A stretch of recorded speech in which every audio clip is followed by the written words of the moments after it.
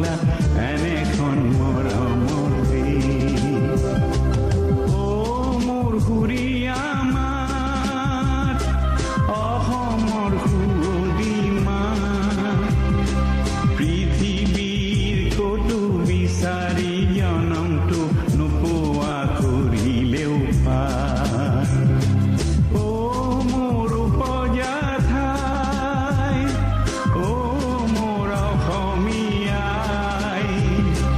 চাই লওঁ এবাৰ মুখনি তোমাৰ হেঁপাহ মোৰ পলোৱা নাই চাই লওঁ এবাৰ মুখনি তোমাৰ হেঁপাহ মোৰ পলোৱা নাই অ মোৰ আপোনাৰ দেশ অ মোৰ চিকুনি দেশ এনেখন শুৱলা এনেখন সুফলা এনেখন মৰমৰ দেশ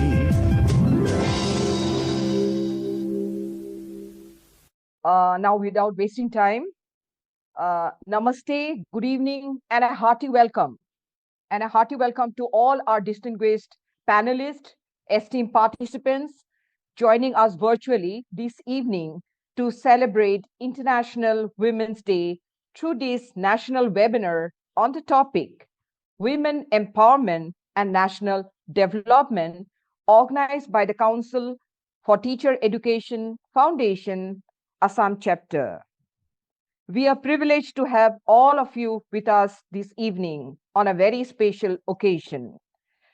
Now, due to a small change in a program, instead of going about in a normal way, we will have the welcome address from our Secretary General, Professor Nilima Bhagavati ma'am, a little while later.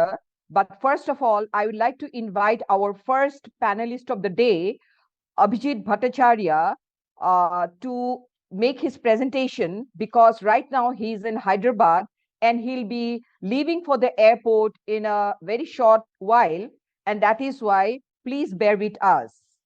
But before handing over the virtual dais to him, I would like to tell you a little about him. As you all know, Abhijit Bhattacharya, he was a former captain of the Indian senior man volleyball team. He rolled, jumped, spiked on the volleyball court across the world to help India win 8 international medals, including 5 gold.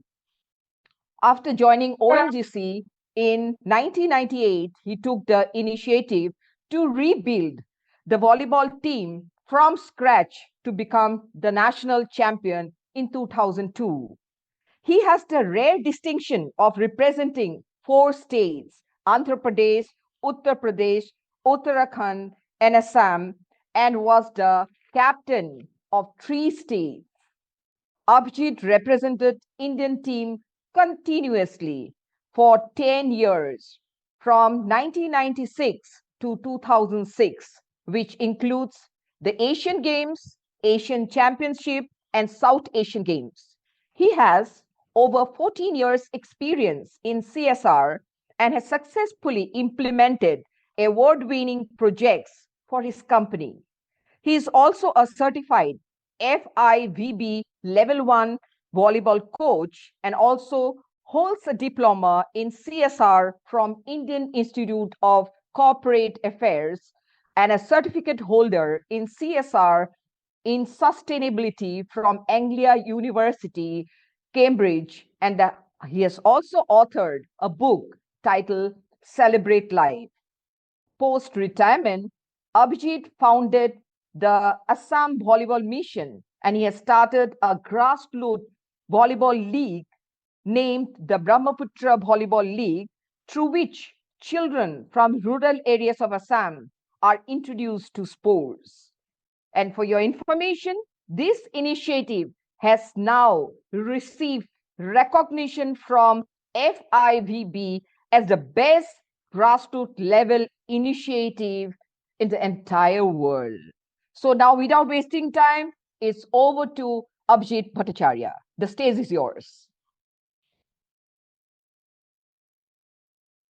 Namaskar and Happy Women's Day to all the participants, and thank you so much for making me part of this event. I don't know whether I qualify or not, but whenever somebody says women empowerment, I really wonder whether women empowerment or whether women really require empowerment. Because all through my life, I have been taken care and lead forward by women, starting from Ma, then my two elder sister. Then I got married to a girl who is like a rock for me. She has taken all care of me, including from car servicing to everything, which made me free to work for volleyball. And then again, I have two daughters, so I am surrounded by all women, and I love it because it really helped me to stay grounded, and my the reason for probably my heart is still soft.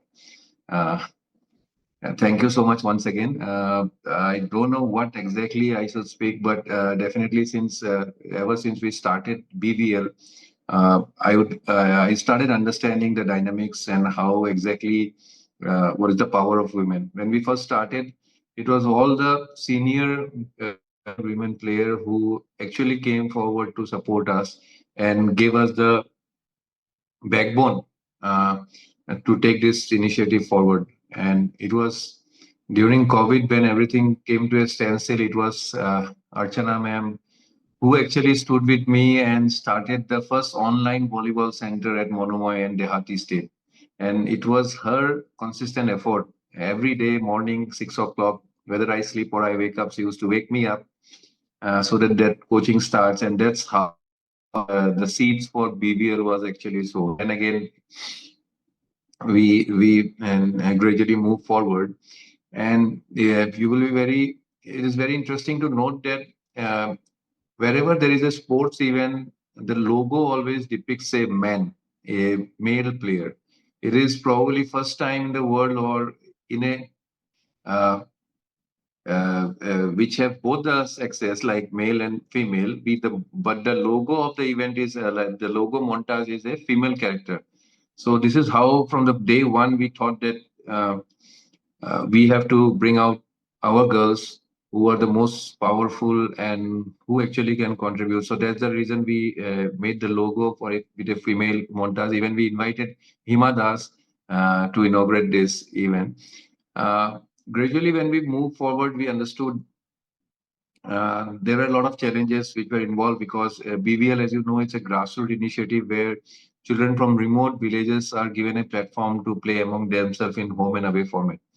So majority of our coaches, like 80% of our coaches were male coaches, and only probably 20% were female coaches.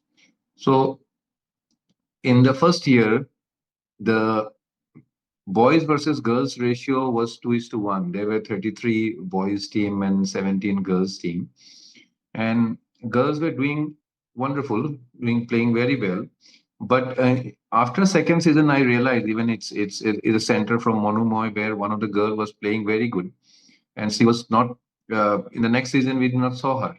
So when I asked Archana Vaidok what was happening, so we were made to believe that there was a common belief in their village and among the parents that when girls attain puberty, they should not come to play with boys and they should not come to ground to play games. So then when we realized this, and this was not only in Monubai but across all our centers. So that's the time when we started distributing. Then I realized that we need to take this head on and address this issue, and we started with initially to just to break this myth. We started by distributing sanitary pads to all the centers where we have like girls playing, girls who have attended puberty and playing volleyball. So when we gave the sanitary pads to be distributed to our male coaches, they were very shy about distributing this. One of the coaches, he distributed while lining up in the ground and gave a photograph to our WhatsApp group. And then there were numerous comments coming up that this is something which should not be done openly. You should give it secretly. You should go to their home and get it delivered. That's what I step foot, and I told it, no, this is nothing doing. We have to give this openly. We have to distribute the sanitary pads openly. We have to talk to them. Only when we open up, they will have the courage to speak up. They will have the courage to come forward and tell their problems, what actually they're facing through. So this became a model, and we understood. We started distributing these sanitary pads, and later we also organized. Uh, we tied up with an organization in Bangalore called Simply Periods, where the expert came in, and they in fact trained our male coaches. Those were 80% of the coaches were male. So they trained them how to take care of the girls during puberty, and how to train the girls when they attain puberty, and then when they're having periods. And these were taught, and thus the empowerment came, the awareness came in. And slowly by season 4, I'm so happy to share with this on this Women's Day that in season 4, the girls is to boys ratio in BVL was like close to 1:1. So we were able to bridge this gap. And to top of it, all these years we have been very struggling very hard. Our idea was not to bring out champions, but our idea was to just give a platform to the children so that they can play a sport, be happy in the evening hours, come out of their home and stay active, stay healthy. But this year, in for the first time in history of Assam, uh, the Assam girls team in under 14 category and under 17 category for the first time went on to play the quarterfinals in a national school championship. It was huge, big news for all of us, and the girls really did us proud. The under 14 girls team bet Kerala, a mighty teams like Kerala, which has never happened before, which has shaken the Indian volleyball scenario actually once they did this, and they're so confident now. And these girls are going to like play in the next 8 to 10 years. They're so confident, girl. They have come up from remote villages, but they're not afraid of Kerala. They're not afraid of Tamil Nadu. They have bet the CBSE last year champion team. So this is the kind of confidence the girls has given us, and we are so proud of the achievement. And we really want to support them. We want that more girls to come up and play so that uh, they could speak up. Volleyball has given them a platform, a leadership platform. They can speak up. They're bringing the team. And volleyball is one game where in a like 9 by 9 meters, you move so fast, but still you coordinate so well that you do not get injured. You play among themselves. You dependent on each other.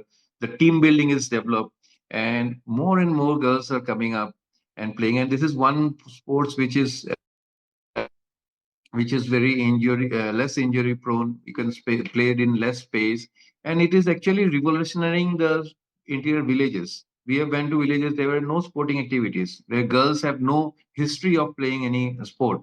But when we gave them a net, a ball, and just a one week coaching, slowly a team is developed. The entire village is coming together and supporting. Their village name is known now. They wear a village t-shirts and go out to play matches in name of the village in other towns. So that's how parents are believing in us, and more parents are sending their children to play volleyball and getting empowered. They're traveling to new villages and meeting friends, and that's how we are trying to create an environment where everyone is treated equal. And we hope we would guide them and take them to the next level. And thank you once again. Thank you for giving me this opportunity. It really means a lot. I don't know whether I was on the topic or not, and what I should speak, but this is something which I realized, and which I thought that which is deep inside my heart. So I thought of sharing with you all. And thank you once again for giving me this opportunity. Thank you so much. Thank you. Thank you. Thank you, Abhijit. Thank you so much that in spite of your hectic schedule, you were able to spare a few minutes for us on this special day. And whatever you have stressed on is something very important. Yes, we need to empower our girl child. We need to empower our women players, no matter what their age is, because volleyball is one game which is, approachable. Like, it is not expensive, and anyone, no matter where they're located, whether it's in the far-flung villages or whether in the town area, city area, and all, they can always reach out. And this is also one game which teaches a lot of life skills, which is the most important thing which all our girl child needs to learn to empower themselves to move forward in life. So even if the participants have any questions for you, I will ask them to send it across in the chat box later on, just so that we can share them with you later. But because you have to leave for the airport, we are thankful to you once again. And on behalf of CTF Assam, we express our gratefulness to you for sparing this time for us. Thank you. Thank you so much. Thank you. Thank you so much. Thank you so much. Thank you. Best wishes. Thank you. So now I would like to request our International Secretary General, Professor Nilima Bhagwati ma'am, who also happens to be the chairperson of the Assam CTEF chapter. And so now it's over to you, Baido, to give the welcome. Thank you, Archana. Thank you, Archana. Good evening to all. And let me just start that every day is a Women's Day. But still, for formality, and has been declared by UNO, we have been observing since 1975. And in 1975, it was, just looking back what has been done for women. But in 1975, yes. But now in 2025, it is a completely different theme. We have to see, and we have to now also think how we can take our girls, how we can take our women, as very nicely our Pradhan Mantri, Honorable Prime Minister of our country, has said that our country must be a women-led country, women development country. So definitely this is a big inspiration for us, and we are just very appropriately starting this evening with the theme Women for Development. For developments, all the multiple sides you have to take, whether it is in sports, whether it is in politics, whether it's in finance, anything, many things come over here. So we have got a number of three, and Katasati Bhattacharya, we have 4 resource persons. They are joining us this evening, and we are just looking forward simply to hear and also give our short comments that what we can do, how we can go, and what will be a strategy. Now we have to talk less and work more after hearing this and get into the mission for national development. Now, friends, good evening. And CTF, actually, it is now 34 years old.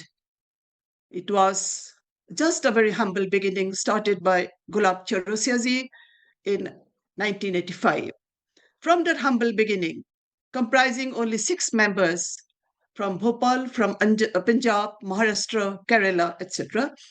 So it is now having 22 chapters in the country. And Assam was established in the year 2001. And we are now also observing the Silver Jubilee year because it was done on February 2001. So this evening, this is in fact the first event, online event, we have started to observe and synchronizing also with the Silver Jubilee year. So I will not go much to talk about what it is. Later on, I will join if I have time. But I am also looking forward to hear all these wonderful resource persons with us we have today. And please, Archana, I will not go beyond this words. Please start. It is already 7 past, I think 7:20. Yes, please start it.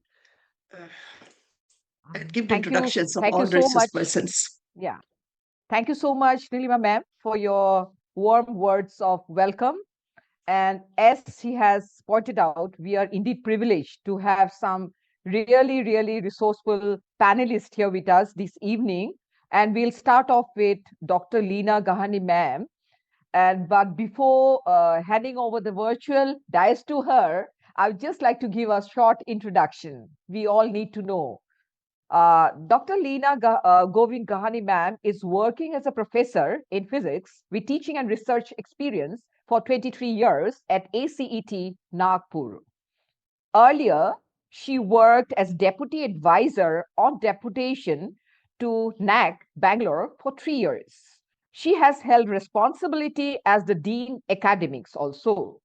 She is the PhD supervisor of RTMNU Nagpur University and worked as the member of the Board of Studies. She was a member of NAC think tank and was instrumental in design and development of the new manuals, applications, state reports, and assessment tools in light of NEP 2020. She has held responsibility of convener, seminars, committee, as well as the team leader, a Margdarshan mentor-mentee scheme newly launched by National Assessment and Accreditation Council. Her area of interest is superconductivity in reference to physical world as well as human life and nanofluids.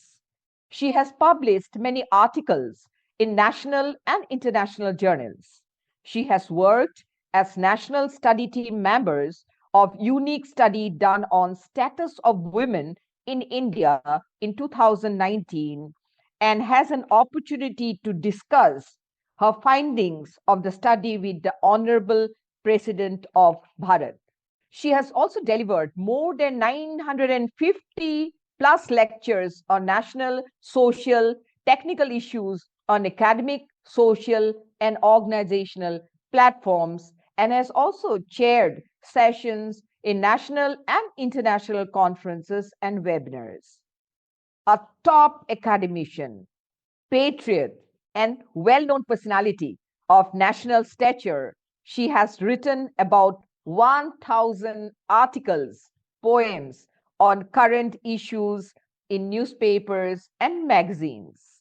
Our electronic media panelist raising female and social issues on TV channels too.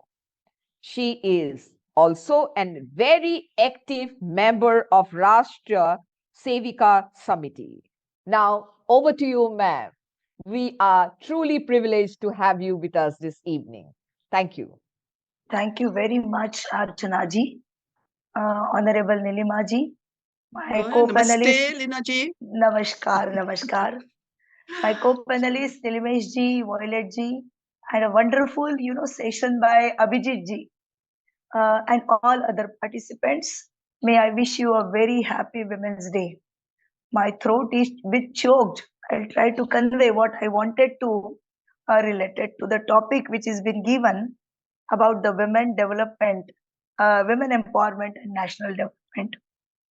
Rightly pointed by Nilima ji, Honorable Prime Minister wishes that Bharat should be women-led nation. I remember the Sanskrit words.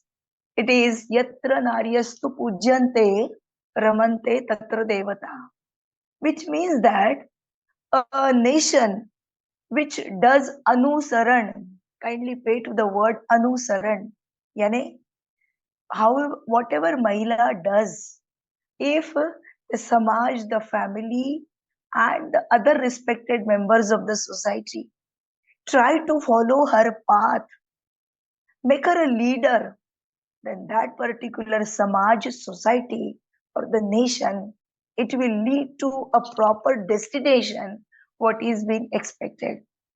We all are aware that Bharat always wanted to be in a position of a guru and never wanted to acquire or never wanted to capture the land of others.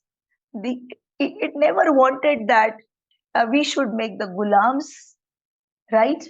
So our path is of making people enlightened, and that is our destiny, right? So our national development concept rolls around the 5 domains. The first domain, which is very important, is about Swabodh. Swabodh means realization of who I am. What is the purpose of my life? And to reach that purpose, what should be the path I should follow? So the first point is about Swabodh.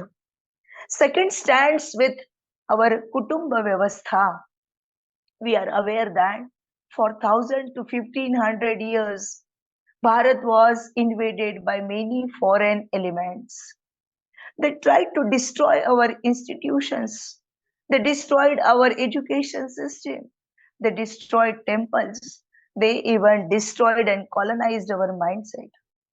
But what kept us together, what retained our identity is our family system.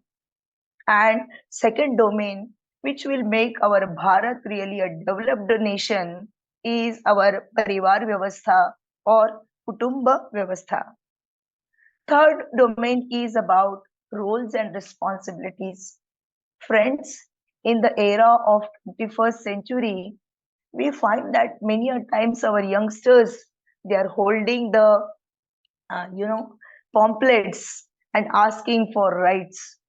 But our scriptures, our tone, our philosophy always try to put us trust on, try to give us a guide us about our roles and responsibility. So the third domain lies about the citizens' kartavya, which we call it as a nagrik kartavya. The fourth domain is about samajik samarastha. The invaders, they succeeded and made us a gulam just because our society was divided into various castes. And they knew if this society is divided, then only they will be able to rule for such a long years. So now it is time that the doctrines, the Sanskrit shlokas, and our philosophy, which is there in the Vedas, which says everything is God and we all are one, that has to be realized through the various practices as we behave, as we are in the society. And the fifth one is about Paryavaran, the environment. And until we believe and we pray for, we have a Shraddha that together there is a cohesion between the Srishti, the Parameshti, and what we can say is our humanity, then only we can survive, isn't it?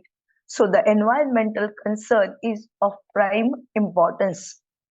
If you look into all these 5 domains, the nation which is giving a keen eye as well as practicing to make all these things in tune with the manasika of that particular nation will lead to the development, isn't it? If you look into the 17 sustainable goals, then they also cover all these 5 points.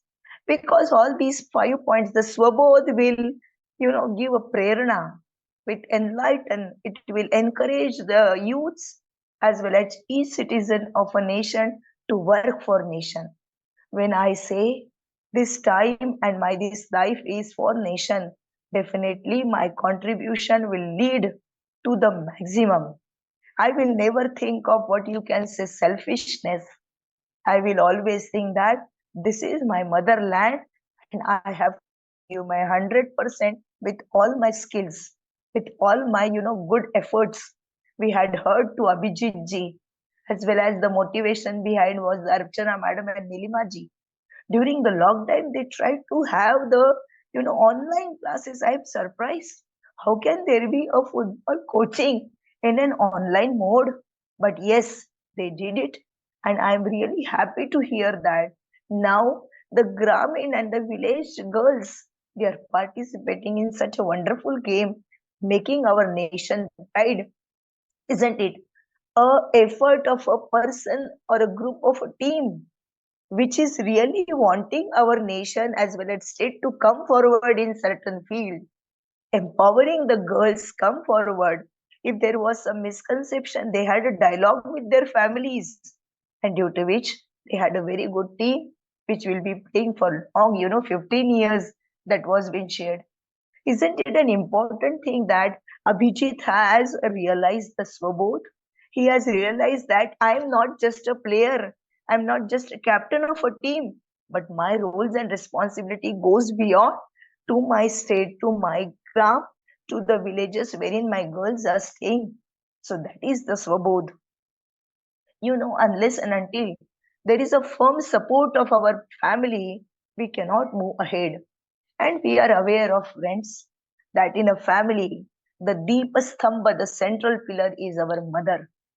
If she is convinced, if she is enlightened, if she is really a Rashtriya Drishtikon Mahila, then definitely that parivar will have the sanskars, and automatically that particular family will give their 100%, their at the most, to the national development. So Abhijit has really pointed out, is the word women empowerment a true thing? I think he is right.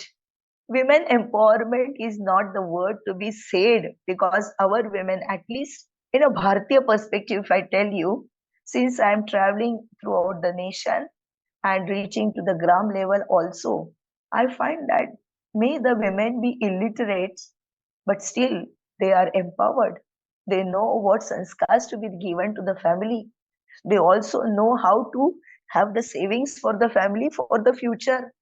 She always talked to her children that, see, I'm not that literate, educated, but children, you should be educated, because education will lead you to what you can say, a good direction to your life.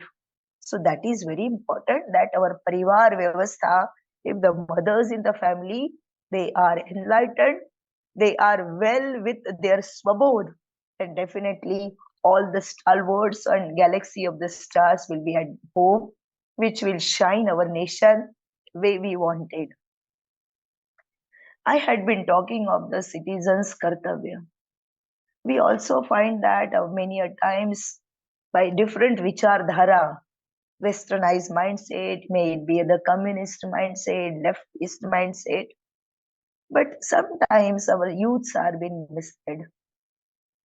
And that is how they have they do the destruction sometimes to the social properties, public places they destroy.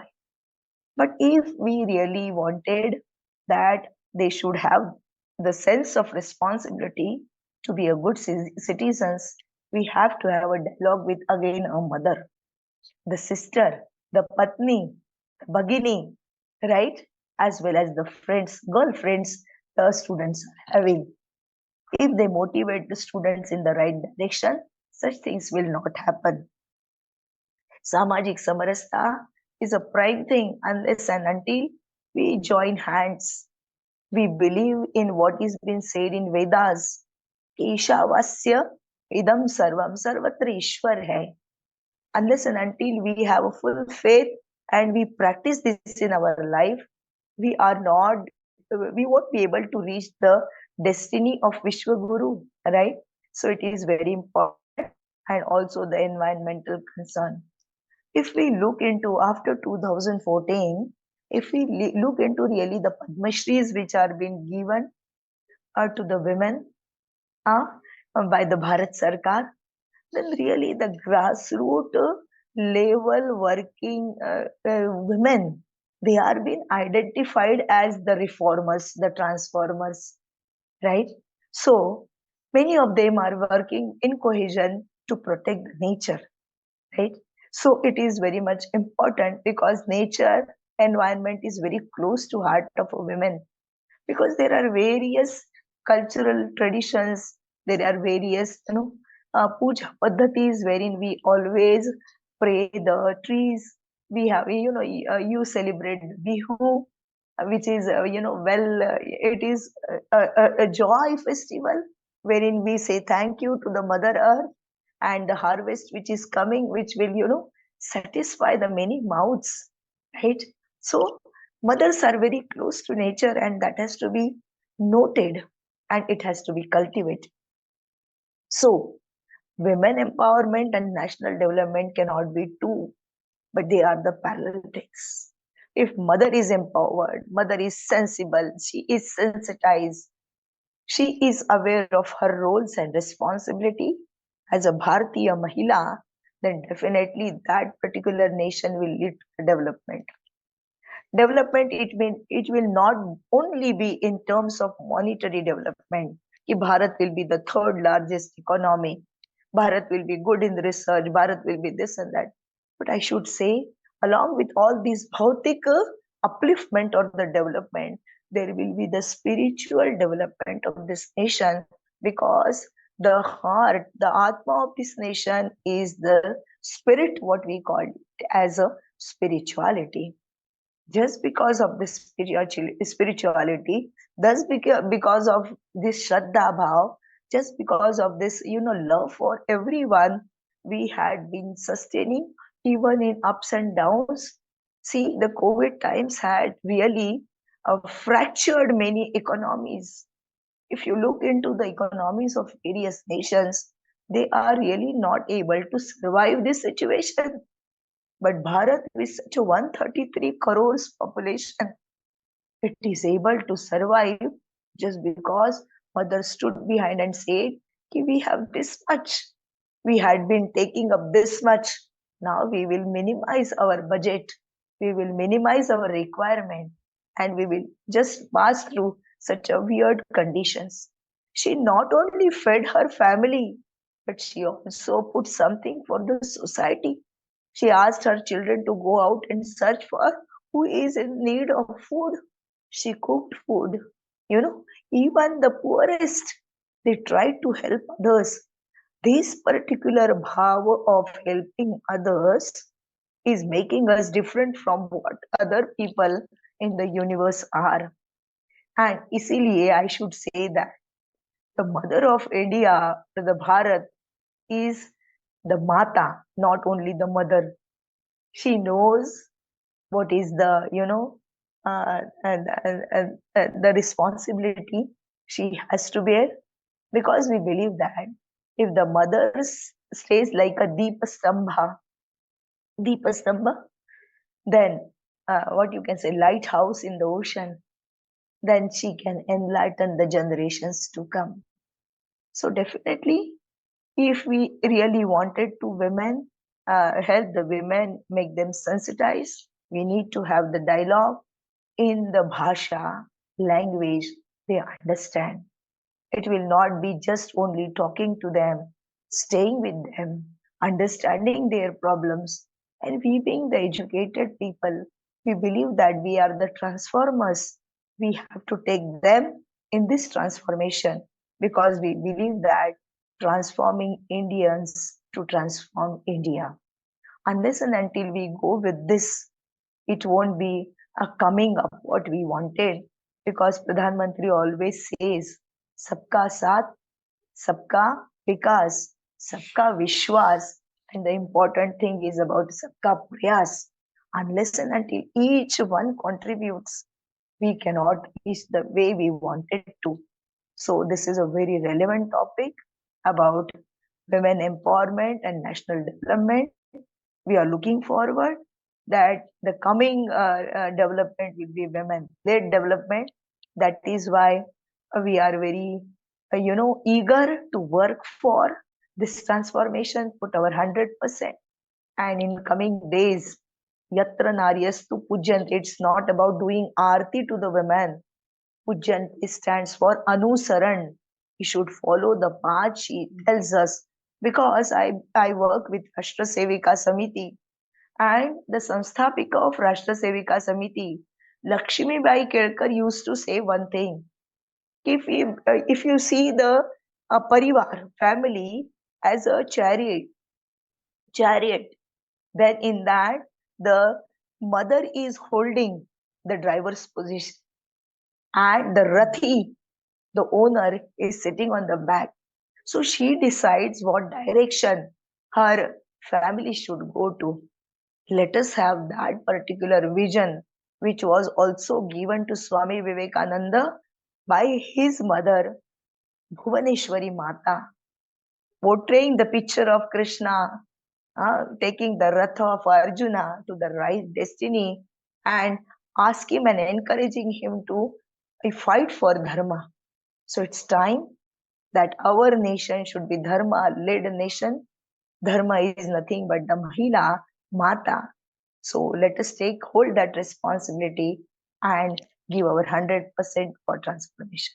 Thank you very much, Council, for Teachers Association Foundation has invited me. I'm thankful to Archana ji, Nilima ji. Thank you very much. Namaste. Dhanyabad, Leena ji. It was wonderful Thank hearing you. you. Thank you. Thank you so much, Dr. Leena ma'am. You have given us so much of food for thought. And I'm sure all the participants here will have a lot of queries for you also, because we want to first finish the rounds of all the panelists before going to the interaction part.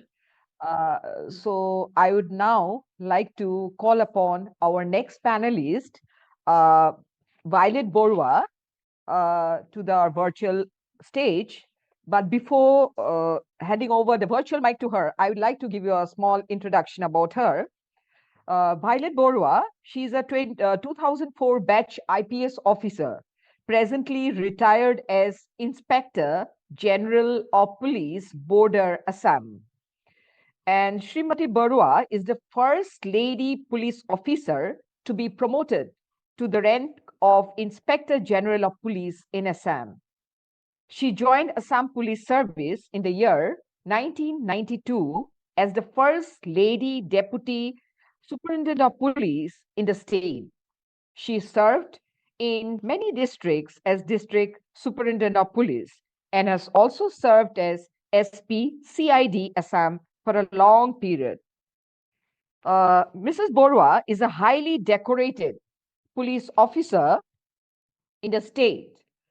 For her remarkable achievements in various fields, she was awarded with many laurels that include the prestigious President's Police Medal for Distinguished Service, Indian Police Medal for Meritorious Service, Antariksh Suraksha Medal, Ati Uttam Seva Medal, and Kathain Seva Medal. And her main fields of interest are the issues relating to crimes against women and children and anti-human trafficking measures. There is still a lot more to be said about her, but due to time constraint, I would like her to take over the virtual stage and share her thoughts, insights, and experiences related to the theme of the webinar today. So now I would like to welcome Mrs. Violet Borwa. The stage is yours. Thank you, Archana, for such a sweet introduction. And hello, everyone.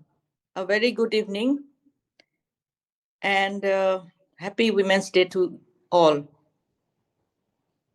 So, of course, I'd like to share so many things, but due to time constraint, and as I have guest invitees in my house, so I have to be brief. And please pardon me for that thing.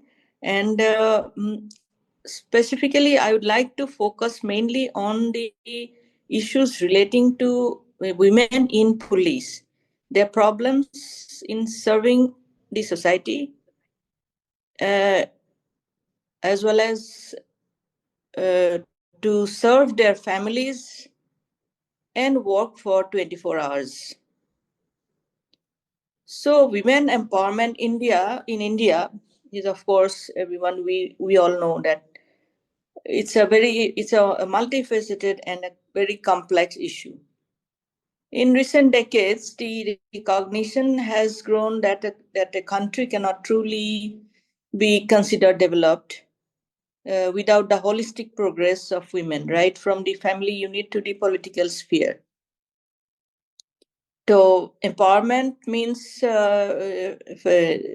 fostering an environment where women can thrive as equal, exercise autonomy over their lives, and make independent choices. So in police also, many times when I served the department, when I served the society, I found that throughout my career, I have encountered numerous instances where women, particularly in rural areas, continue to suffer from gender inequality, discrimination, and injustice. Most likely due to lack of awareness and access of proper information. Many women accept this injustice to them as a natural part of being a female. Despite the government's initiative to promote financial independence and empowerment, many women still face systematic disparities. Again, I found in many occasions that the female complainants, the women victims more particularly, hesitate to come to the police station to lodge their genuine complaints. Due to it's obvious that due to some unwelcoming and sometimes hostile environment or welcome they encounter from the authorities. A lack of sensitivity and support at police stations discourages women from seeking justice. It's a harsh reality, of course. But of course, when our authorities are working very hard, tirelessly, to sensitize, to educate all the police persons from right from constabulary to the highest level, but still we are lagging behind in some points. Again, in the inadequate female workforce in the police. The police as a whole is lacking manpower, adequate manpower. When we see at the police population ratio, it's a sad affair to state that when as per our manual, police manual, a constable has to deal with 600 persons at a time. But now the scenario is totally different. Crime numbers of crimes have increased. Types of crimes have changed a lot because of technology. And there are many reasons for which the police force is facing lack of manpower and more particularly inadequate female police. Though the target is 30% women police intake, but still particularly in Assam, we are lagging behind by we can say that we haven't crossed yet more than 11% as of now. So the police force continues to suffer from a shortage of female police personnel, while capacity building programs are in place. Their impact remains limited due to excessive workload on the existing police force. As a result, women complainants face additional challenges when seek assistance at police station. I find at various times that when in remote areas, remote police stations, rural areas, it is of course said that the authorities say that we have posted female police there, but when we see that we can only post a mere female constable or a home guard, that is totally inadequate to counter the problems faced by the women in the society. At times when we see that a female victim is being escorted to either court or to the hospital for her health checkup or recording her statement, the escortee herself, that means the female herself, is not sensitized. She might be gained over by the perpetrators. So she can easily influence the female victim to discourage her approach in lodging the complaint So that way, on halfway, her approach in getting the justice is very sadly ended. That is the harsh reality. Practically, I have found all these things. Again, in police, we find that lack of gender mainstreaming, though we are having not adequate, but female police officers and personnel, but there is a lack of gender mainstreaming. The key positions are not given to the female officers. In many times, they are given either they choose or they are given the desk jobs or office jobs. We have seen very less numbers of female police officer in charges, that is SHOs in Assam. And it is also very pathetic to say that in the state of Assam, we have only one all-women police station, that is in Guwahati, Panbazar. Of course, we have women's cells in all the police stations, but these are insufficient to cater the complaints of female victims. Gender mainstreaming within the police force remains still inadequate. Women in face systemic barriers that prevent their equal participation and growth. Again, absence of female representation in decision making. Women remain largely absent from decision making roles within the police force. Even policies directly affecting the female officers, such as dress codes for pregnant women, are often decided by male officers, which is highly problematic and insensitive. Because in police, we have to tie belts and all, wear tight-fitting pants, which are not suitable for a pregnant lady. So that way, we are suffering that in decision-making process, female representation must be there. Lack of institutions support of women police is also a area of concern, because although we have a national conference of women, national conference of police in women in police, we have, but it lacks real decision making power and remains largely ineffective in advocating for the well-being or welfare of female officers or constables. There is a need for more structured and institutionalized women police forum to raise the strong voices and drive meaningful changes inside the department.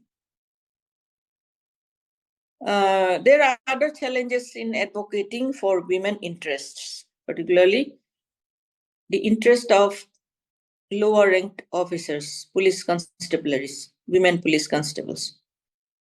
While safeguarding the interest of women in police force is crucial, side by side, excessive focus on gender-specific accommodations can sometimes backfire. In some cases, female officers request for concessions that male colleagues or the senior comply with without any objection. But this is not out of genuine concern, but due to fear of counter complaints against them relating to sexual harassment. This dynamic creates further complexities within the police department. Again, that there is another grave problem which we are facing: lack of infrastructure and support system. Women police are expected to serve in any location, including remote and challenging areas. They may be deployed in city areas, route lining or covering the highways, where for miles together you won't find a public toilet. So that way it becomes very difficult to perform their duty effectively. Women police officers are expected to go anywhere. They cannot refuse. However, the necessity of support system such as proper housing, toilet facilities, child care facilities, creche, etc., are often lacking. Even lack of proper education for their children. That way, it makes difficult for them to perform their duties very effectively.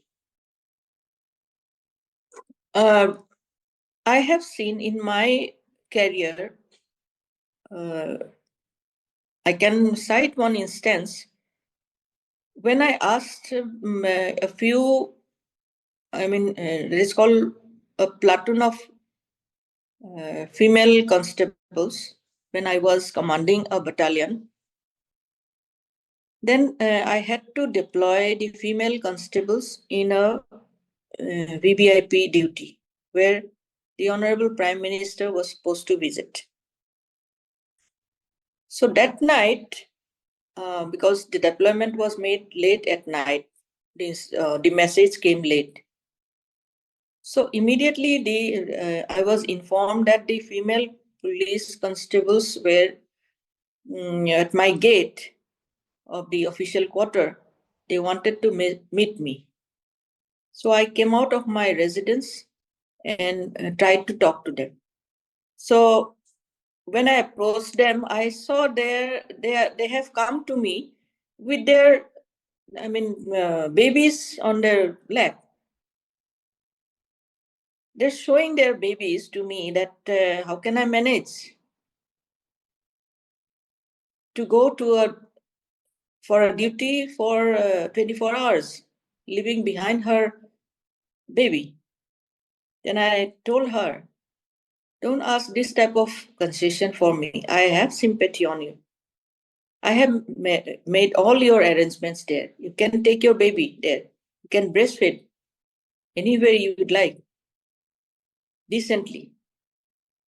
But don't ask me this concession because I am also a lady. I have left my baby there at the house, at my own residence, and came out for a tough, very tough training of 1 year. Because when I joined my police department, I was already married and having my baby, my daughter, 1.5 year old. Of course, there was a support system. My family was there to support me. So I came, but emotionally I was separated. Physically I was separated. So I told them that don't tell me all these things. Don't ask concession for me. Then I thought next time had it been a male officer in my place, the things would have been different. Immediately he would have asked them to not to go for, consider them to, not for their deployment at that hours of night. So these are few problems when I served in the department I faced. And being the pioneer in the police department as senior lady officer in Assam Police, I faced many hindrances, many difficulties. It was really a very tough job. At that time, although there were police officers, but not in senior ranks. Up to sub-inspector ranks, we had police officers. Because they were sub-inspectors, they could not raise their voice It's a regimental kind of thing in the police department. So that way they remain quiet and suffered. When I joined, I found that police stations are lacking with toilet for females. Even when a few years back, when I was serving as superintendent of police of a district, very important district, and I found my office chamber is having one toilet which is not women friendly, which is designed for males only. So that way, the changes were, I raised my voice, changes were brought in. Now, of course, the scenario is totally different. It's almost comfortable for the police, women police officers and personnel.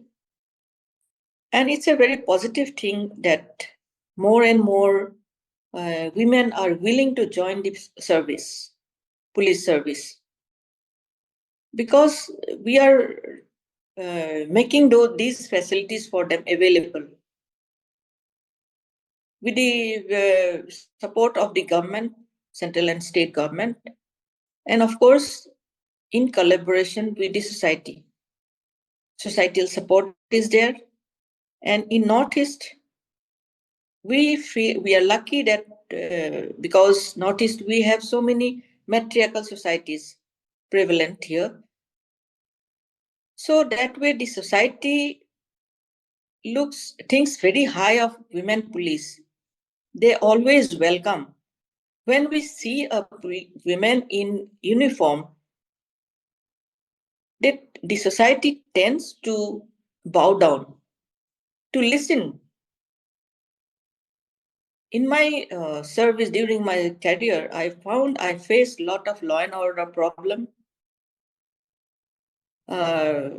very unpleasant situation where public garrowed the district commissioner in demand of flood relief and so many things. But when they saw me approaching them, when I entered into the mob without any fear, somehow I find that they are sympathetic enough, they are eager to listen to me, and they are eager to, and they have the confidence that this lady will do justice. In one occasion, when I was posted in a very, extremist affected area, district, it was badly, those days were very bad at the time. The district was suffering from extremist problems as well as communal disturbances. So I encountered so many incidents, ambush by the extremists against police force. In one incident, when I got an information over wireless that extremist member, he is a member of a very dreaded extremist group of Assam. He shot few rounds and tried to kill a person, but he fled away. Then we all chased him. I also chased him, leaving behind my kitchen because I was cooking at that time, preparing for a feast for the to give farewell to the outgoing female DC of the district commissioner. So I was offering a feast for her in my residence, and I was cooking because cooking was also my hobby. Then I left everything there only. I, with all my PSOs and escort, I chased that person. And we found that he entered in a very thick, dense forest, and he was hiding there.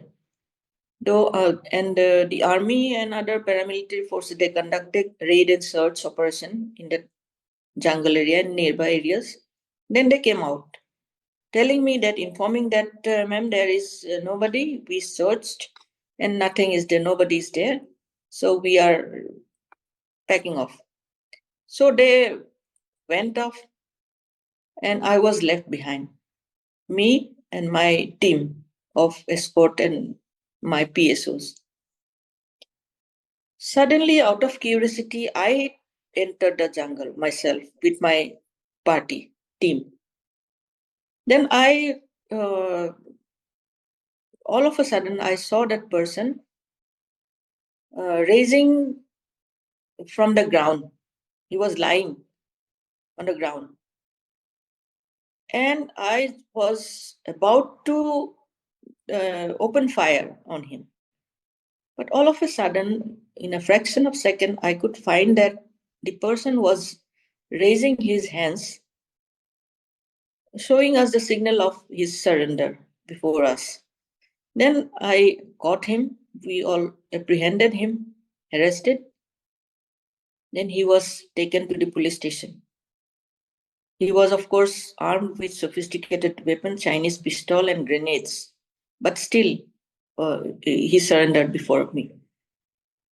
During his interrogation, I asked him, why did you, because you had a very good opportunity to kill us. Because you were in a very better position, hiding in a better position, and we were there in the, in the visible area. So you could have fired on us. You could have hurled your grenade. But why didn't you do and surrendered before us?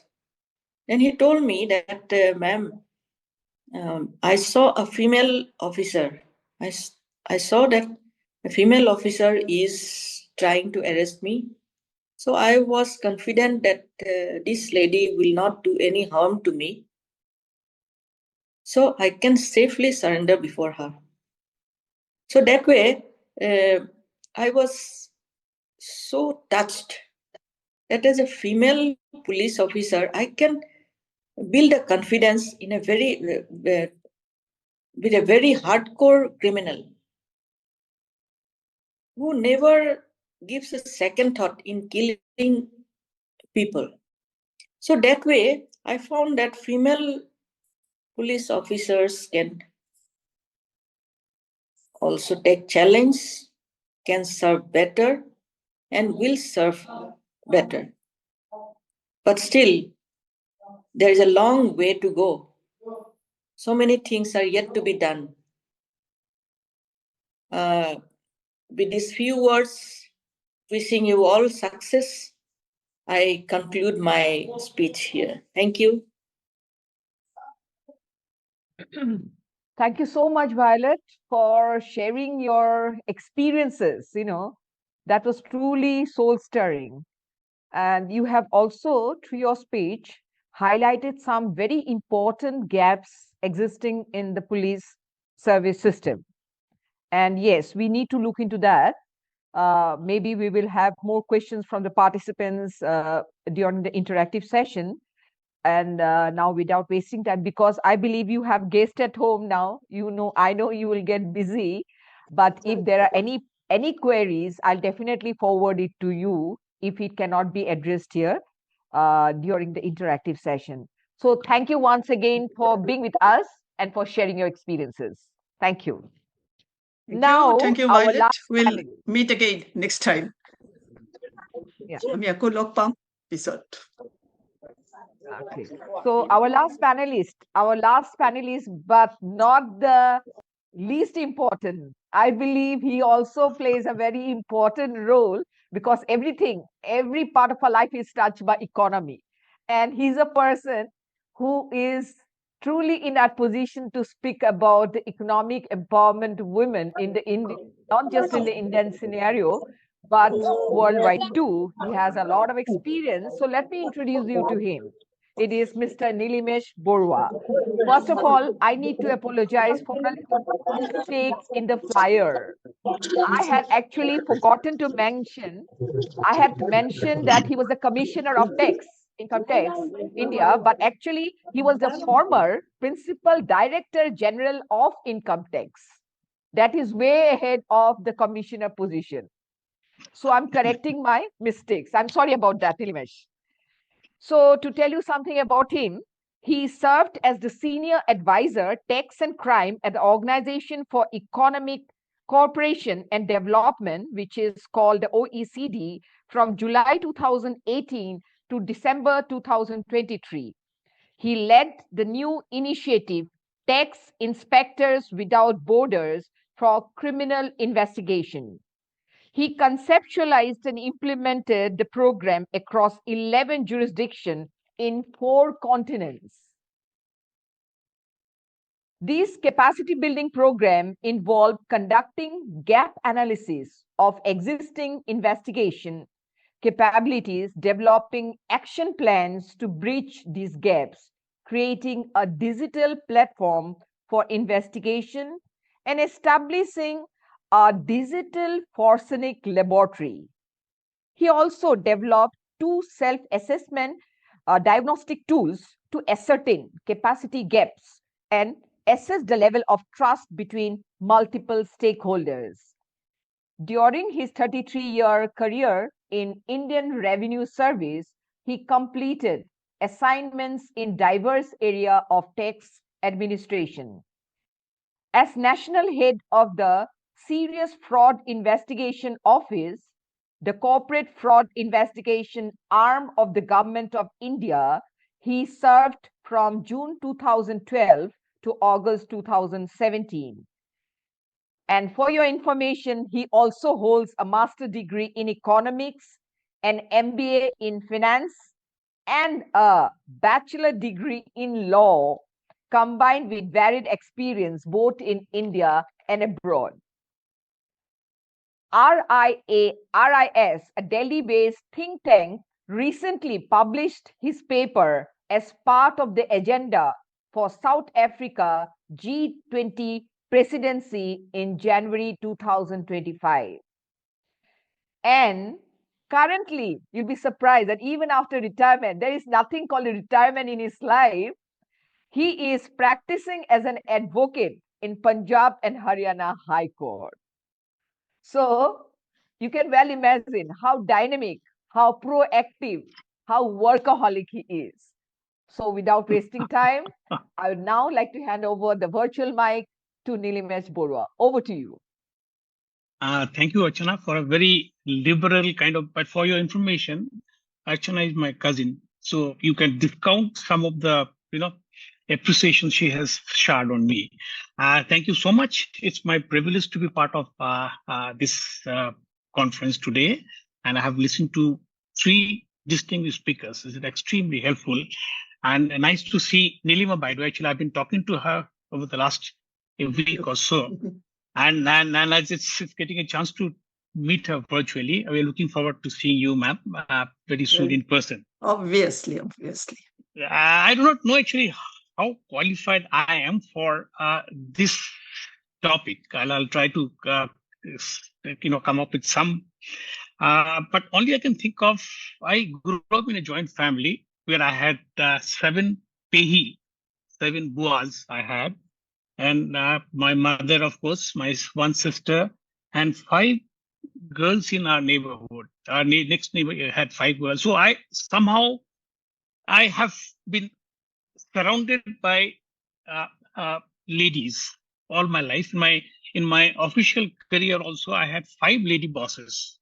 So I think I do get the right to talk in this forum by virtue of my upbringing and my work life. So let me see if I can do some justice to the discussion which you have today. As Archana mentioned that I'm from economics and finance background. So something very interesting observations I would like to make. I remember my father, every payday, every month, he would come and hand over the cash to my mother. It means mother is to make all decisions so far as the consumption or consumer spending is concerned. When I thought this was only a family issue, but I read something very interesting, a research study today, said that globally, 70 to 80% of consumer spending, the decisions are made by women.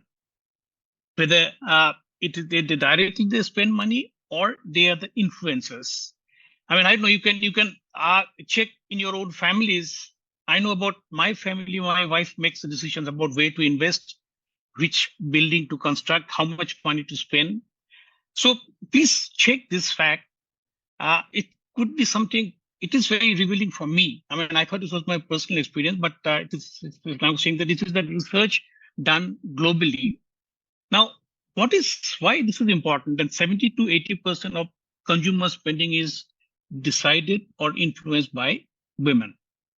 Now, if you know about Indian economy, so the gross domestic product, which has three components. One is consumer spending, other one is investment, the third one is the government expenditure. And the most important component for Indian economy to grow is the consumer spending. And this is what is slowing down in recent time. In the last few months, the consumer spending is going down. It means this is all the more reason for Indian economy to grow. We'll have to empowering women. It's going to have directly impact on our growth of our Indian economy. I think this is some narrative which we need to build and talk about it in every possible forum. It's very, very important. Now, looking at it, I would like to draw your attention to, as Archana mentioned, that I work for Organization for Economic Cooperation and Development. There, it is a organization which conducts a lot of research on economics and social issues. So it comes up every year. It comes up with a particular index. It's called Social Institutions and Gender Index. So in fact, I was talking to Nilima Baidu the other day about discussion about this, that there's a iceberg. So in this particular index, they talk about an iceberg, which is visible and which is invisible. So the visible part is the outcome, and invisible part is all the hidden things, and which are all the social institutions. So when it comes to women empowerment, what is visible outside? We all know about it. It's about access to education for women, their participation in the labor force, their representation in the parliament, their the violence against women. So what you see on the surface is governed by these social institutions. Now, what you see here, there's a huge disparity in labor participation. The India's women labor participation is around 30%, which is global average is 47%. So we have women labor participation is relatively low in India. Of course, we know that a lot of women work in agriculture. Those are unpaid labor. 80 to 90% of labor force in the agriculture is by women, but this is unpaid. So that's an important. Participation rate is low. There's a gap in the compensation. What male gets for the same job is much more than what a woman gets it. So these are very, very important issues, but which are there only what you can see on the surface. Access to education is also limited, so for the women are concerned. So once we see these on the surface, we need to go behind and see what is the invisible part of the iceberg. There we find that the OECD has talked about 4 different structures. One is family dynamics. And one important example of family dynamics, at home, there is an unequal distribution of our work. I just watched a movie, The Great Indian Kitchen. If you watch this movie, I think that the Hindi version is called Mrs.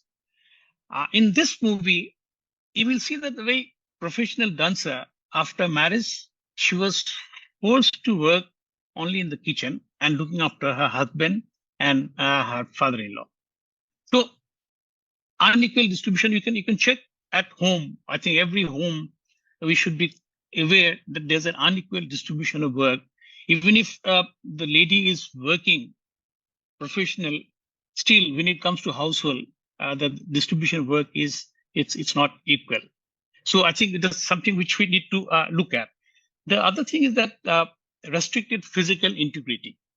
Now, the women, they do not have a full reproductive autonomy. They don't have that access to, you talk about abortion and other issues. So these are institutions which are there in prevailing in society, which is affecting the outcome of labor participation is low, the gender gap in access to education. So other important component is that restricted access to productive and financial resources, financial inclusion. And I think that's why our current governments about Jan Dhan Yojana, it's important that financial access to financial resources is a very important part. If we do, I don't know, I mean, that's it. In our families, if you look around, that when it comes to hereditary, women do not have the equal rights. I mean, that when the it's the male which gets the major chunk of the property, that the daughter who gets married, so they may or may not have that kind of right on the. There are exceptions, but this is probably the rule which I have noticed in families. The fourth part is about that your restricted civil liberties. So representation in parliament is limited. Of course, we have a bill, but that is going to depend on delimitation. So delimitation is not necessarily whether it's going to happen or not. But the point is that the iceberg model, what you see on the surface are the outcomes, but behind that, below that, we have the social institutions. So we need to work on the social institutions to make it a sustainable development empowerment for women. And of course, you all are aware that Sustainable Development Goal 5, 2030 talks about gender equality. So if we're talking about the 5 years to go, this is time to focus on the social institutions, how institutions can, if we make little changes to the institutions, how it's going to have a bearing on the outcomes. And I'll not take much time, just want to share about actually that this responsibility is not of women alone, is a society which has to help in empowering women.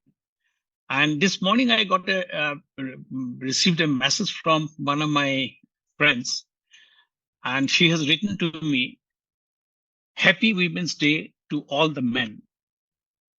May the women amongst your family, friends, and colleagues feel liked, loved, cared for, and respected. May they be free from unwanted touch, cheap stares, misogynistic comments and jokes, and condescending attitude." So I think it's very important that when you talk about women empowerment, it is the responsibility of the society as a whole, and we men have a very, very important role to play, and that we have to be careful and take the initiative to make that happen. And I'll just conclude by thanks to this discussion today. I was doing some research and I came across a beautiful poem which I didn't know before. It's called, the name of the poem is "Still I Rise" by Maya Angelou. It's a long poem, but I'll just read 2 paragraphs. "You may write me down in history with your bitter, twisted lies. You may write me down in history with your bitter, twisted lies. You may trod me in the very dirt, but still, like dust, I will rise." So it's saying that like dust, I will rise in spite of all repression. The other paragraph is also, I found it very, very nice. "You may shoot me with your words. You may cut me with your eyes. You may kill me with your hatefulness, but still, like air, I will rise." So it's like dust and air. In spite of all possible aggression, possible repression, women are strong enough to rise and make a statement. I think this is what I would like to say. And thanks everyone, and happy Women's Day to all the women, and thanks for this opportunity. Thank you. So thank you so much, Nilimes. That was simply wonderful, superb. And through that message sent to you by your friend on the occasion of International Women's Day, and also part of the poem which you had shared, written by Angelo, it's just about sums up all that you wanted to say in regard to women empowerment and their role in national development, in their role to the society. And of course, the first unit of the society is obviously our own home. And starting with the family, we have to move forward. And in the very early part of your discussion, you talked about the environment where you grew up and what you learned from that environment and what it taught you and what was the role of the women in the life of all the members in the household, or what role they can play in the society and thereafter. There is much to be said about whatever you had shared. And now I would like to say that the forum is open for discussions, and I invite all the participants to please come forward with your queries, observations, suggestions, whatever, because this is a platform where you can directly talk to this resourceful people. They have so much to say, so much to share, and they are vast reservoir of knowledge. And this is just a opportunity, the perfect opportunity for you to get in touch with them. So without wasting time, over to all of you, and you can just unmute and raise your query. And I'm sure the two panelists who are here today will be very happy to address your question. And I'm sure the Or opening you just remarks tell will them be... they can write in the chat box. Yes. Right? Yes, Yeah. they can do that also. They can do that too. It was really wonderful, I should say, like these are the words we always want to hear. But now, hearing the wonderful resource persons, what we should have in our mind is that we have to translate into action. We have to translate into action, otherwise the words will remain words. It has already completed 50 years, International Women's Day celebration. Yes. So today, exactly this was, I was telling in that meeting I went in the morning today, here in Guwahati, that now the time to work. And it should begin women empowerment. Now I won't say women empowerment. I will just use the word women-led development. Yes. So from now on, we have to start from home. Whether it is a social process, socialization process, whether it is the values, right? Whether it is the sanskar, Linaji said very nicely, all these should sprout from home. And let each one of us who are joining here, this is what the message goes from my side, let us come out from our comfortable zone, because we have lots to do for the country. We have lots to do for the society. So much of work is in between. Practically, yes. First, I said that every day is a Women's Day. And mother is someone. Earlier in ancient, in the scriptures, what? Mother Janani. Janani means mother. And in all the scriptures, Devi. So we regard, we worship Ma Kali, we worship Ma Kamaikya, we worship Ma Saraswati. But why not the women at home? Why not? I'm not saying about worshiping, but why not respect women at home? So these are some of the things which comes into my mind very often. And this I really started for you. I have started from my own. Ekla solo, ekla solo, ekla solo re. This is the song which just inspires me. When I do the counseling, parents counseling practically, I also go for the fathers counseling. And this is what I teach, and this is what I tell them. So I do request all of you, please take it very seriously that our country, which was earlier in the ancient time, full of values, full of respect, full of sanskar, full of development. We have to bring that back again by your leadership. So this is what I want to say, but I think now you have lots of things to ask. Please start. Please start. You just unmute your microphone and ask our wonderful resource persons. Lina ji, Nilimesh ji, and Abhishek too was there. All spoke so nicely about it. Violet was there. And all with experiences, and they have said it so nicely that is an inspiration for us today. Your interaction with us itself is inspiration for us. Thank you very much, all the resource persons. You have done wonderful job today in this virtual platform. And I do hope we'll be inviting you again and again, not only on Women's Day, but at any time, so that you can pass some words of inspiration and encouragement to our women folk.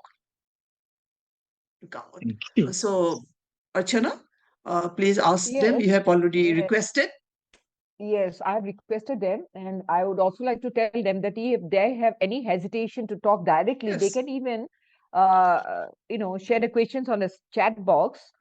And we also have a time constraint, so we won't be able to take up too many questions. So please don't waste your time. Please don't waste your time. Just unmute, raise your query. That will be much more preferable.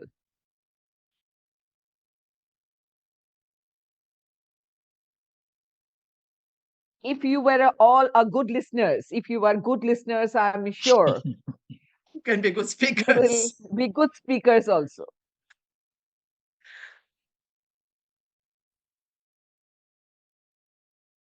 Yes, there is someone. Raised hand. Yes, this Rashmi That's Rekha. good. Yeah, right.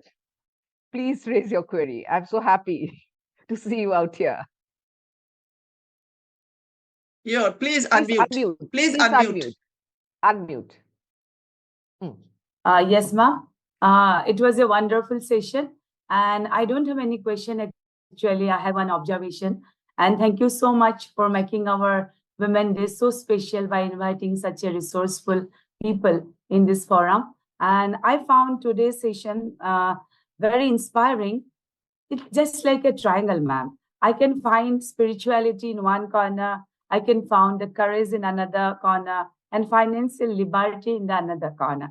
So just like a beautiful triangle. And Lena ma'am spoke about spirituality and the role of a woman. And it's so nice, ma'am, that until and unless we can enlighten our family, how we can enlighten our society.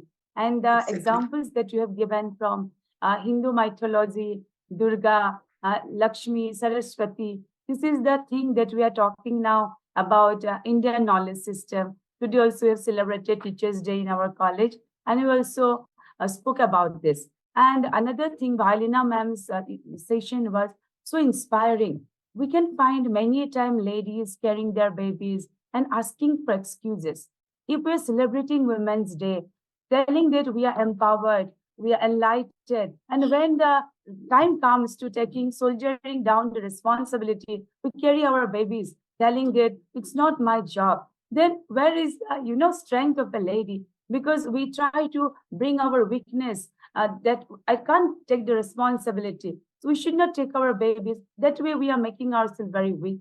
So actually Violet ma'am is not here. The anecdotes that she has narrated, it is more than something that anybody has quoted from a book, because what she has narrated is a real life story. It was so inspiring, ma'am. And definitely I will carry this message maybe on Monday to my students, 100 students. I'm so thankful that I'm here for 1 hour and listening to the inspirational things of all resource person. And Nilamesa, thank you so much for realizing our responsibility, decision making, that is financial decision making of a woman that she should take in a family. So I don't have any question, ma'am, but as a very active listener from the very beginning, this is my very simple observation, ma'am. Thank you so much, for giving us opportunity to join this webinar, ma'am. Thank you, Rashmi, for for your sharing your observations.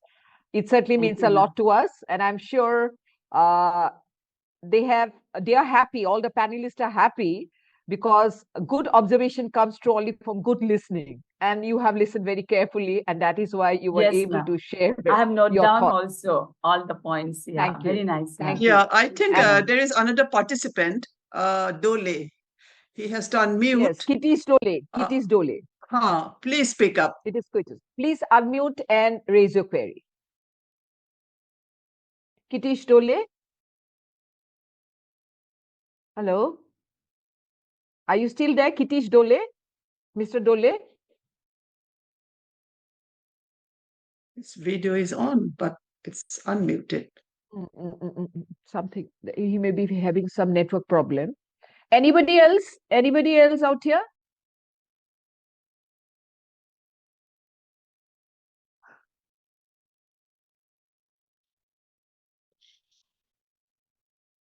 And I also request all our participants, you please read Swami Vivekananda's philosophy. What he said earlier, long time back, and when he addressed his historic, okay, what he said, that is up to you, I'm telling you. But one thing he said, that women do not have to beg for self-empowerment. They have everything in them. They have to bring it out only. So beautifully, Shamiji said that. So let us, all women folk I'm addressing here, so let us wake up, arise, wake up, and go on. Stop not. Till the yes, goal is reached. and go on till the nation you can develop fully. And take That that we should have be our vision. That should be our vision. vision and our mission. And our mission. And our mission. And please, all of you, consider yourself to be born in this wonderful, wonderful nation, Bharat. Okay, so we have to give our ahuti as much as you can to build it up, to take it up, and the responsibility lies on you. If there is no one, then yeah, I think we'll wrap up now because we There have is one already. if you question. have any questions or if In they're the chat box, hesitating, there is a question. There's a question. Yeah, please unmute. it is how the gender stereotypes and traditional gender roles hinder women's empowerment. I can't see the question. Okay, may I answer this question? Yes, Yes, please, yes, Lina please ji. do. My voice Please, is choked, but yes, I wanted to. See, we are after that there is a division of work, and due to that division of work there are certain stereotypes been set in the society.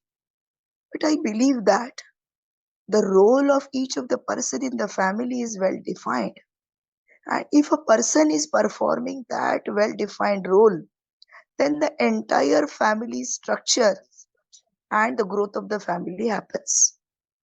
Now, if we are considering the responsibility of women, which is just up to kitchen, for an example, and if it is hindering or obstructing her empowerment, then I really don't agree to this.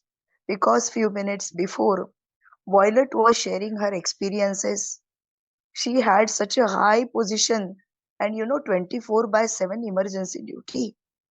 When she was in the kitchen and when she heard about what has happened, and she immediately led the responsibility of a kitchen to someone and attended her duty, and her attending the duty made such a very dangerous person surrendering, just looking and feeling that if she is a lady, definitely she will do the nyay. So we need to understand that hindrance is in our mind. Yes. Right? We agree. are all Exactly. women, even all who are present over here, they are having the responsibilities of a family as well. But yes, there has to be a balance. There has to be the dialogue with our counterparts so that suitably we will support each other. Because in our family system, we believe that the women and men or a couple is not a separate entity. We believe that they are two dulls of a same pea. That is why the Ardhanarishwar concept has come. So there has to be the dialogue. There has to be, support for each other. If I feel that I am independent and I wish to take only my decision, then in that case, the family may not, stay back with you. So the decisions of the family has to be the joint decision. There has to be understanding. There has to be, respect for each other, and it has to be commanded, not demanded. So if you go on doing your kartavyas, definitely the people in the family will support us. I don't feel that. Even Draupadi Murmuji, the president of Bharat, she also has taken her responsibility in a family. If you see her biography, so the sky is a limit. So there is nothing like, your responsibilities may hinder or it may obstruct your empowerment. You have to struggle hard. You have to take everyone with you, and definitely there will be a day when everybody will be convinced that we have to give some time as well as support to her so that she also flies high in the skies.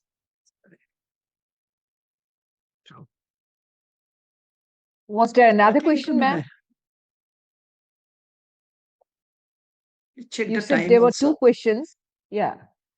Mhm. I can't see any question from my end. That is why I want to Yes, know, I can't is see there any any question? questions. Like there is only one question in the One. chat box, Okay. and I have That's okay. addressed it.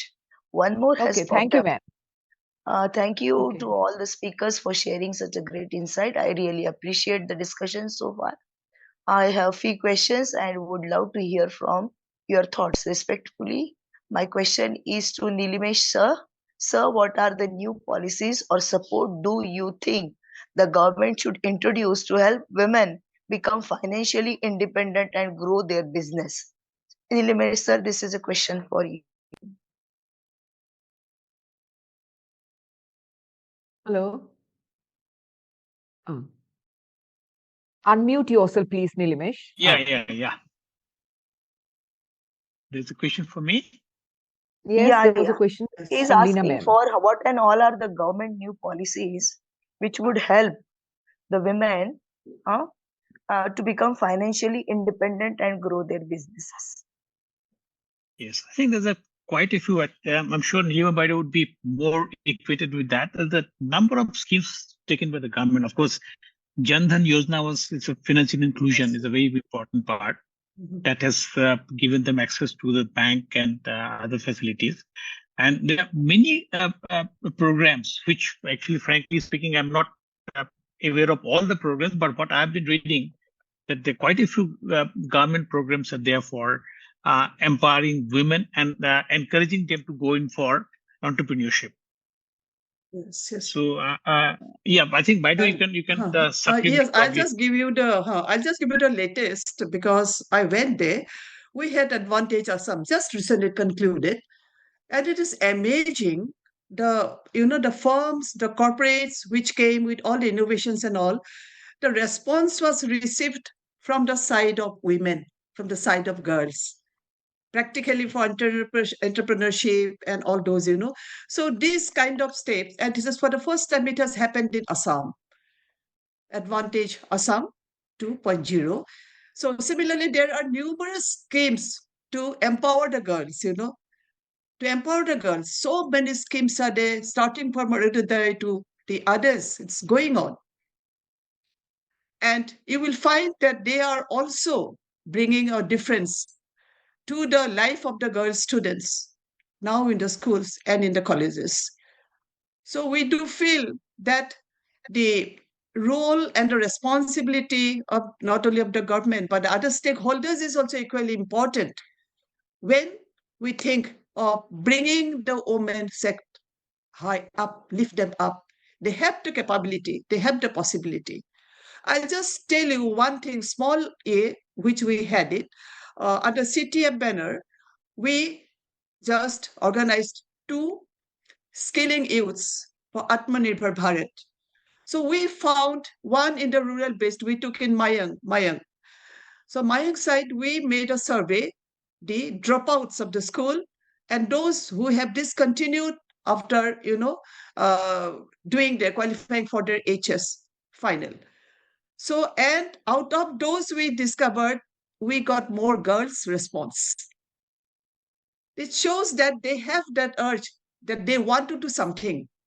They have that intention that they want something, but they need the mentorship. They need the guidance, and they need the opportunities to know where to go, what to do. We took people from NetFi to give the idea that what or how you can guide them to take up. Somebody for bamboo ornaments, somebody for bamboo, sofa sets and all that, these kind of fisheries, even piggeries and all that, those kind of, things they want to start. So we see the good symptoms in our present generation. We cannot only blame them all the time that they are good for nothing, doing nothing, but it is we people, those who are in the line working, and we want more people to come to the forefront so that we can mentor our generation, the younger generation, so that they can be the role, the responsibilities they will play, not only to improve the society, but the entire country, And the facilities are today, you have seen, most of you are from here, what the government has given, right? So this is, you have been taken, as one of the speaker mentioned, right and responsibilities. Even for, I am really very happy what Abhishek has said. He has taken a mission, volleyball mission. That is wonderful. So many girls have come up now. So these are some of the works we can take as model, and also we have to start doing it. And let us take this oath to ourselves today, tonight, in your respective homes, that I will do something to develop the nation through the younger generation and through me also. Okay? I think Nilimesh, they are, most of them are aware about the women, are aware about the, the facilities the central government and the state government is giving right now. And the only thing that they should not procrastinate, that I will go tomorrow, I'll do it tomorrow, I'll do it tomorrow. They have to act now only. This is what is happening. Yeah, thank you. Yeah. Anything? Thank you, ma'am. Thank you, Baido. And I think you have just about summed up everything. In a nutshell, you have touched on all the areas on which our panelists had talked about or shared their experiences about. And everybody had a unique story to share, everyone. And the main reason why we invited the panelists from all different spheres of life is that because we wanted to hear. They were working practically in those areas, and so they're more aware of what are the gaps. They're more aware of the gaps, and how these gaps can be fulfilled should be our concern now, just so that everyone can contribute towards nation building. And we are here, we are focusing on the women, and women, as we know, are the pivots. They're the pivots not just of the home, the family, but also of the whole society. And everyone's presentation or their insights, their experiences truly touched all the, I'm speaking on behalf of all the participants out here. Maybe they are silent because of that.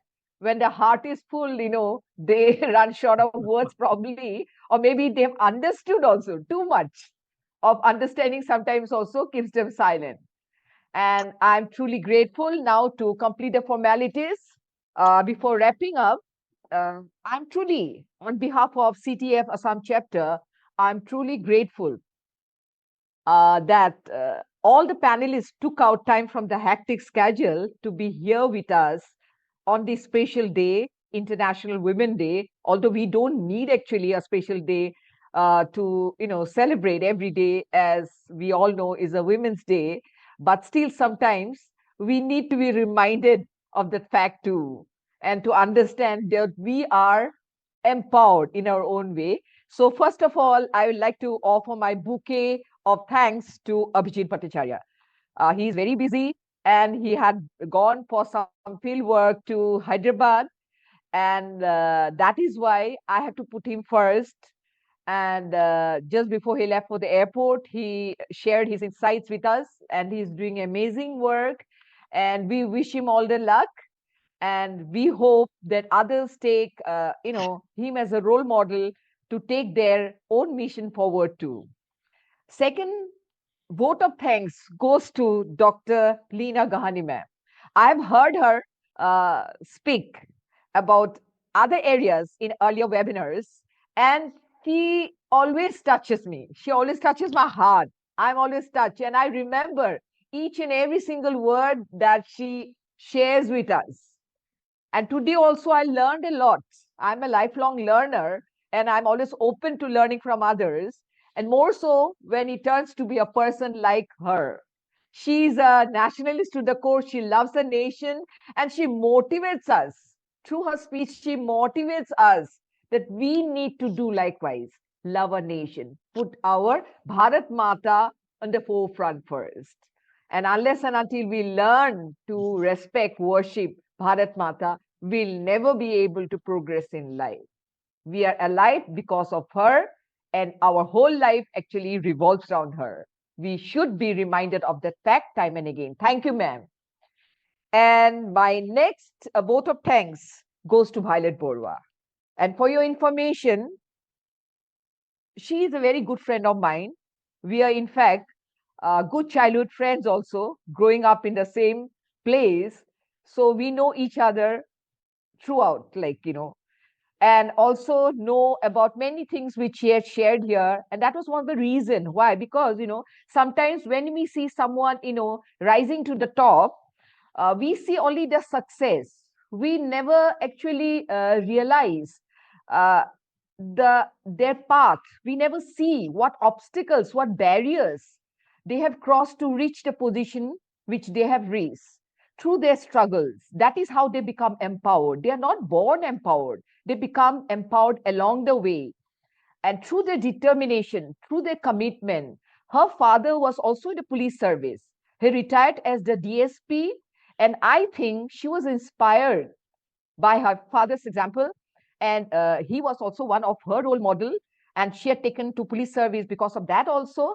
And as long as she was there, she served to the best of her capacity. And we are truly proud that she had been able to reach that position through sheer hard work and determination. This is about women power and their capabilities. And last, my big vote of thanks and my bouquet of thanks also goes to my cousin brother, Nilimesh Bora. I'm always proud. He was also one of my role models. It's not that he's a very senior person, but still, I've always considered him as a role model from my school days. I've always observed him from close quarters, learned a lot from him, and continue to learn from him.